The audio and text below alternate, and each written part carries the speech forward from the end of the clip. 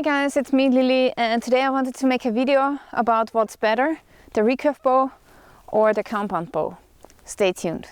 Archery is not only an Olympic discipline, but it also makes a lot of fun, and more people are getting into archery now. It doesn't matter if you are young or older, you can still start shooting bow and arrows. So I myself have shot bows for 13 years now, mostly long bows and recurve bows. And recently I also got a compound bow here, but with this one I'm still a beginner. This video is dedicated for beginners, so if you haven't made up your mind yet, if you want to start recurve bow shooting or compound bow shooting, then stay tuned, because today we are going to discuss the pros and cons of these bows. Let's talk about the first criteria which distinguishes the two bows from each other. The first criteria which is important is, of course, the price. In general, recurve bows are much cheaper than compound bows, and it's pretty clear why, because if you take a look at the compound bow, you have a lot of, technical parts which cost a lot in manufacturing and which need a lot of time for assembling, and a recurve bow is much cheaper because it only has like 2 screws and 1 razor and 2 limbs and 1 sinew. So it's pretty clear that if you look at the price, that the recurve bow has an advantage. The next criteria that I wanted to talk about is the weight. The weight of a recurve bow is quite low as opposed to the weight of a compound bow. So this bow here is, I believe, more than double the weight of the recurve bow. Now, why is the weight important? You can say, I don't care, I have a car and throw in the bow into my car, and that's true. But let's say, for example, you want to make a camping trip and you already have a lot of stuff with you and your pack is already very heavy. So maybe the lighter recurve bow is a better choice. And also, when you're shooting with the compound bow, it's pretty heavy. This model here is pretty heavy.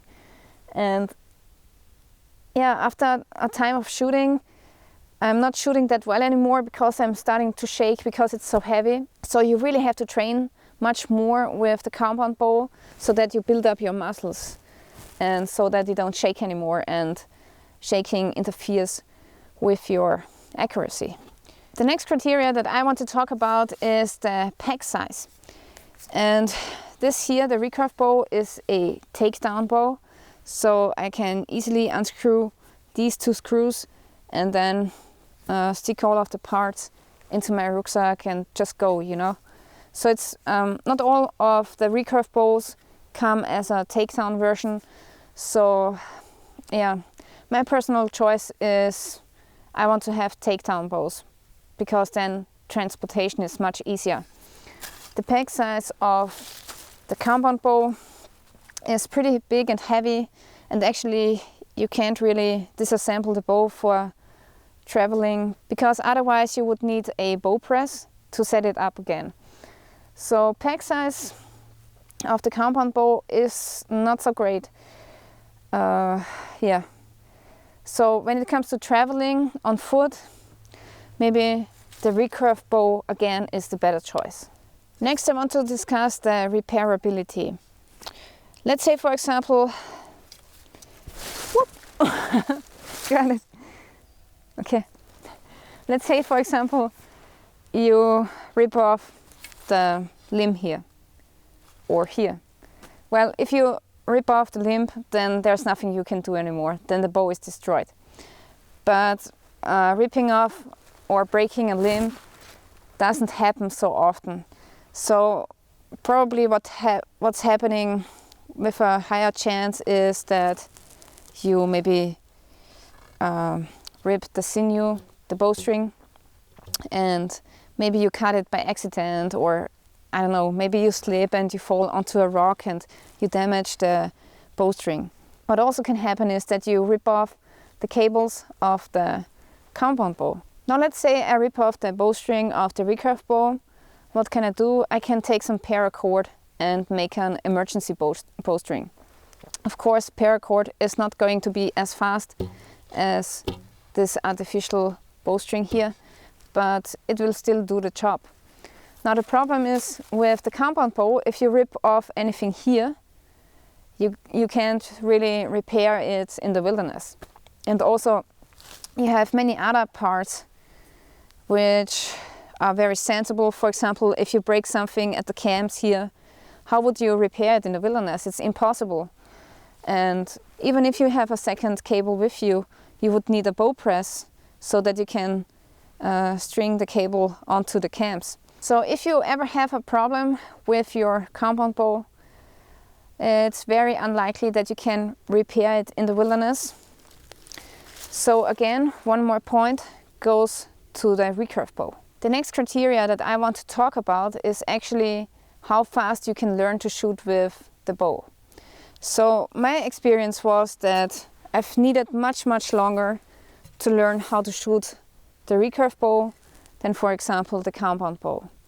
Now why is that? Because if you take a look at the compound bow, you will see that you have sights, okay? So you have this peep here and you have your sight pins. Now basically with the compound bow you can shoot like a firearm. So if you know how to shoot a firearm, it's not so much different anymore from the compound bow.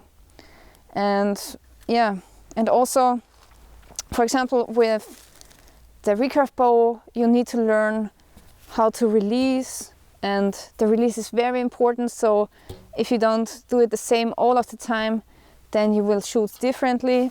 And with the compound bow, you have this release here, which has a trigger. So basically every time you release the bowstring, the cable, you will release it the same way. So you don't need to practice your release as you would practice it here with the recurve bow. I've shot with this bow, I believe, 3 or 4 times, and now I'm already shooting as good as with the recurve bow. So when it comes to learning improvements, the point goes to the compound bow. And if you want to get very good fast, then maybe the compound bow is the first choice. The next topic that I would like to talk about is accuracy. A compound bow is always going to be more precise than a recurve bow. You can't beat the compound bow. Now, as you might have noticed, I'm shooting my arrows over the shelf and I don't use aim. But if you get some aim for your recurve bow, you can improve your shooting here as well. However, I have to say, still you're going to be much more accurate with the compound bow. And why is that? Well, as we have discussed before, you have a beep, which is a small hole that you're looking through, and you have your sights. So basically it shoots like a rifle and is very precise. The next thing we already have discussed is the release. So this here is a trigger release, and you don't have to practice your release with the compound bow so much. And with this device here, the release is always going to be the same, because you just have to press this trigger here. With the recurve bow, it often happens that you sometimes like pull the string too much, and then the arrow has too much of power and then it shoots higher and something like that. So the release is really one of the most critical things when it comes to accuracy with recurve bows.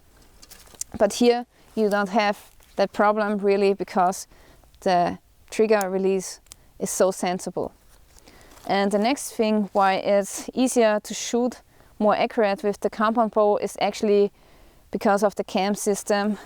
And if you pull the bow, first it's very hard, but then at the end it's very easy to hold and you won't shake a lot.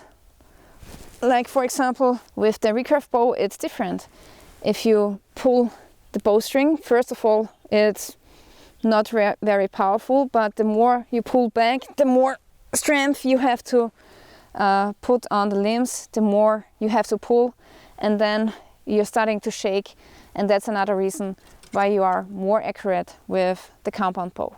So these were the main differences of compound bows and recurve bows. Maybe this video helped you with your buying decision, or maybe now you know what you want to start to shoot, compound bow or recurve bow.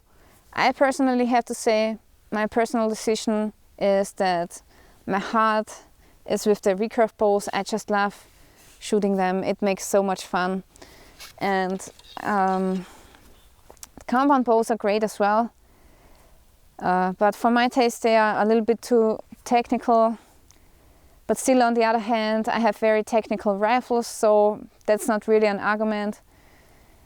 Let's put it this way. So here in Austria, bow hunting is actually illegal. So I can't bow hunt, and that's why I hunted all of my deer with the rifle so far. And for me, shooting recurve bow I only do for target shooting, and it makes a lot of fun. But if I lived in Canada, for example, in the wilderness, and let's say I would go hunting a lot, then I probably would go for a compound bow because it's much more accurate. I have a friend, he can shoot like into a circle like this at 50 meters with the compound bow, so that's unbeatable. You will never get as good with the recurve bow. So if I was a hunter and hunting regularly in Canada, I would definitely go for the compound bow. But if I just wanted to have some kind of, backup for my bug out bag, or if I was like just hunting for smaller game, like porcupine, you can easily take down a porcupine with this bow here, because you can get very close, and also you can hunt squirrels with the recurve bow.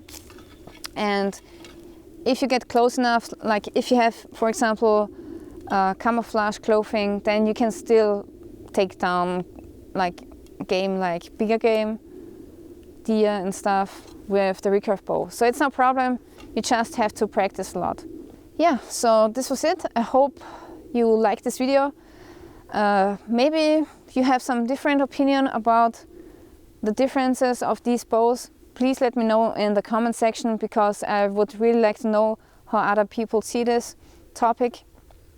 And yeah, maybe let me know if you chose to shoot the compound bow or the recurve bow, or maybe you are a longbow shooter, traditional longbow shooter. And yeah, let me know in the comments. And also, if you want to see more of these archery videos, please make sure that you subscribe to my channel and hit the notification bell. Thank you for watching, and stay tuned till next time.